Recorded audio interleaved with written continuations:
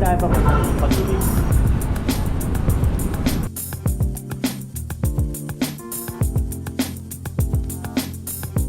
Magkano po ba yung principal natin? Pero tama ba, kapag nabayaran namin lahat yung makukuha na namin yung title niyan, no? Kasi kung payment po kasi talaga yan sa 30 years.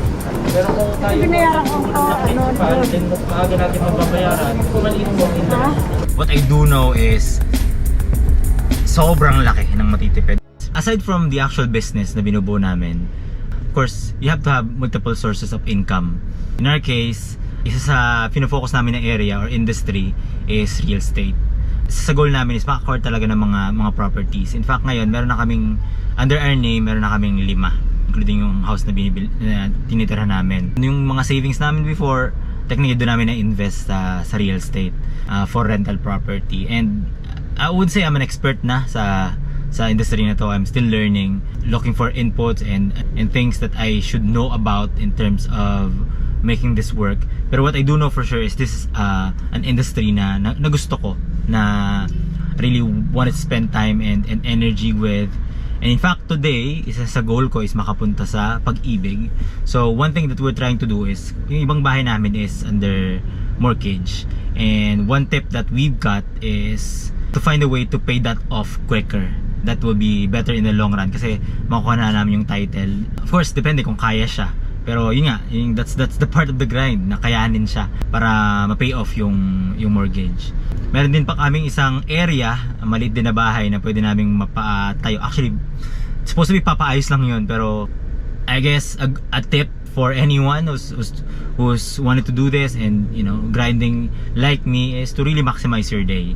We're not all work, obviously. There's always something for relaxation, for recreation, for your passion. Pero as much possible, look at your day. Where do you spend it on? Is it on the important stuff? Right now, isa sa item na nakita ko sa aming to-do list, meron kaming parang mga Kanban board sa bahay. Okay, go to Pag-ibig and inquire about the mortgage and see how we can pay it off. So I'll do that, and yeah, I'll show you around and let's see what we can get. So ito, papunta na ako sa Pag-ibig. Medyo makulimlim ngayong araw na to. So ito, lapit na.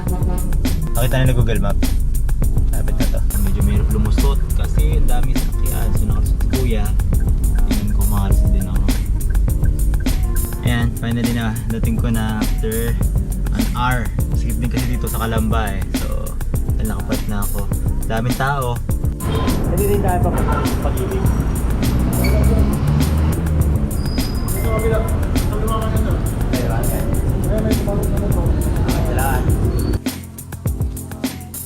Opisina. No, bago to. Pero dati wala to eh. So,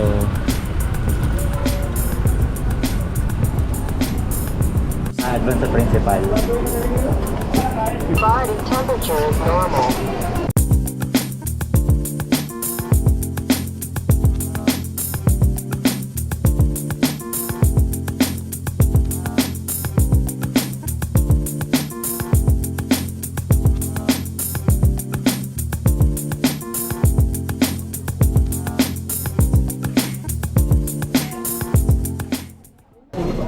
Inquire ako ng yung para magbayad ng advance to principal. Dalawa to. Actually, ang goal ko kasi mabayaran as soon as possible kahit kami ng malaki. So the best efficient way na possible sana kung ano yung pwede. Halimbawa, kung maglagay ako ng 100k or 200k. Actually, gusto ko malaman yung kabuuan na talaga. Magkano po ba yung principal natin? Actually, yung goal kong this year ay mabayaran lahat eh. Pag-uulog po ba kayo ngayon? Titingnan ko muna ako lahat para ma-strategize ko for the next 6 months kung magkano lahat. Pero tama ba, kapag nabayaran namin lahat yung makukuha na namin yung title niyan, no? 1-month process pa po yun. Okay. Yung goal ko kasi this year is mabayaran yung buo. Dalawa yan, kung alin yung kaya namin. Kaya gusto ko malaman yung amount na kailangan bayaran. Yung record na yun, bossing, hindi nakukuha online yan. Talagang kailangan din sa office.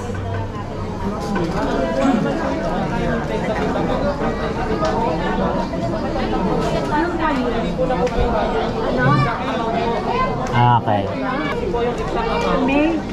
Pinapakompute po yun. May. tayo ay mag-fully paid na po. Okay.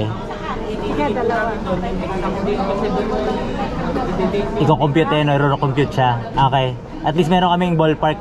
Tapos magbabago siya kung gaano namin katagal gustong bayaran, no? Makes sense. Obviously, pag mas matagal namin balak bayaran, mas malaki yung magiging amount na, no? Yung interest po. Okay, okay. Kasi kung payment po kasi talaga yan ng 30 years. Pero kung tayo Binayaran ko to, ng principal, then mas maaga natin mababayaran, maliit po ang interest. Time value of money. Tama naman. Okay. Sige, salamat. Thank you. Mission accomplished tayo sa pag-ibig. Nakita ko na yung magkano kung yung kailangan ko pang bayaran. Actually, dalawang bahay yon yung na-inquire ko doon. Yung isa actually hindi wala pa naman sa pag-ibig yun eh.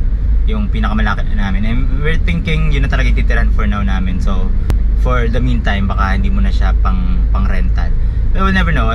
This is something na inaaral pa namin. What we do know is we need to actually have real properties. Yun yung goal for the meantime. So, dalawa itong potentially na i-effort namin na bayaran talaga. And then, the rest of the properties, we'll see what we can do. One property at a time. I think that's the right way to approach it. What I do know is sobrang laki ng matitipid, which just makes sense, diba? You know, if you're paying for something for a longer period, obviously that will have more interest, diba? It just makes sense. What I wasn't sure is gaano ba kalaki talaga yung matitipid. Pay the principal in advance. And what I'm seeing now is, yes, we were right all along. Talagang malaki yung matitipid mo. Obviously, if you don't have the money to pay in advance, you don't really have an option. This is a big step for us, a big milestone actually, if we do this. Especially that we're going after learning and going after being able to be good at this property thing.